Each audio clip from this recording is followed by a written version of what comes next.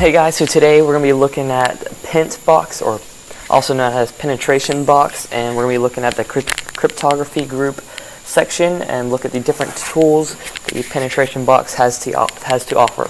So it's not pre-installed in many OSs. It's unbelievably not installed in Kali Linux, the hacker distribution. So you actually have to install it with the apt-get PentBox. So I've launched PentBox with root privileges in my terminal. So today we're going to be looking at the cryptography tools section. So we'll just type 1 to do that section. So we'll start off with the base64 encoder and decoder. So basically this does some basic encoding with strings, and then you can decode it. So this isn't that secure as an attacker can actually decode it fairly easily. So I'll type my name in there. So we can see my name is encoded as this string right here, and it's decoded as these bytes. So we'll go ahead and decrypt it real quick, or decode it. So you type it right here. We actually see that it was decoded back in a Caleb algorithm. So that's the base64 encoder and decoder is very useful for if you just want to kind of give a little bit more security but the novice hacker can actually easily crack that using a base64 decoder and decode your text. But if you just want to hide something, say from your family members or just from your school or work, base64 encoder and decoder is a great option, as it doesn't change it in bytes. You don't have to mount anything. It can just stay as in the text file. So that's awesome. We'll take a look at the multi-digest option. So basically this will take a string and then it'll change it. It'll hash it into and give you a hash of what that string represents. So we'll type my name again in there. And this is cool because it gives all different types of algorithms. It gives 6 different types right here.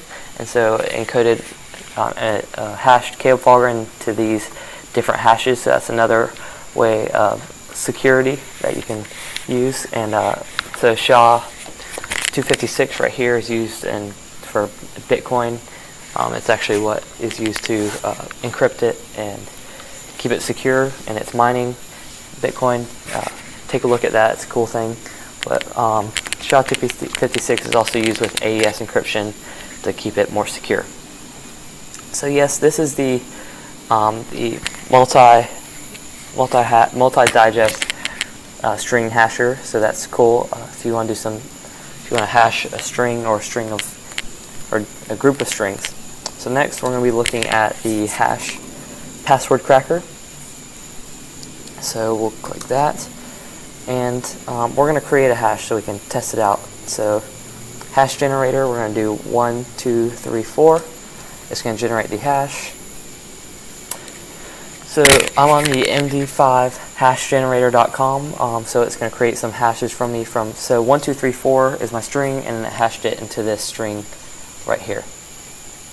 So we're going to test out PentBox and see all its different features, see how good it is at cracking this. So this is my hash.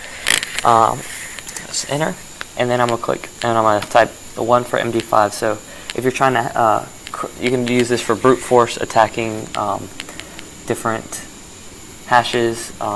If you're trying to get past some encryption, you can use that. So right now we know it's an MD5 hashing algorithm, so we'll click that. And then, so there's 3 methods to attack. There's a numbers brute force, so that pretty much starts at 0, goes all the way up till it finds the thing or it crashes, one of the two. And then there's a dictionary attack, so that's if you have a text file with hashes or numbers that you want to, or letters you want to try, that's good. And then the dictionary brute force is kind of a mixture between those. It's also exhaustive, so it uses a lot of CPU memory and just overall performance, so it can lower your performance. So we're just going to do the basic numbers brute force. So it's going to try it until it gets it right. Alright.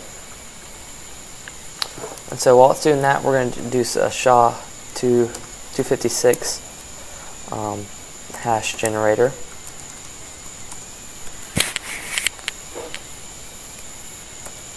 So it's trying all the different numbers. So we'll try this. So these are some sites you can test out your data in. So I'm gonna try next is to calculate try to crack the hash for 256. So we'll just pause that. That'll take a while. We'll just do the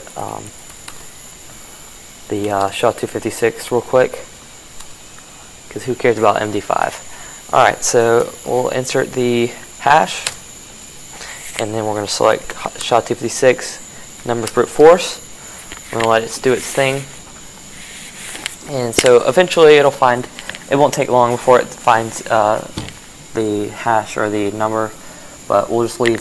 We won't be able to finish it by the end of this video. So that's the hash algorithm cracker. That's very useful.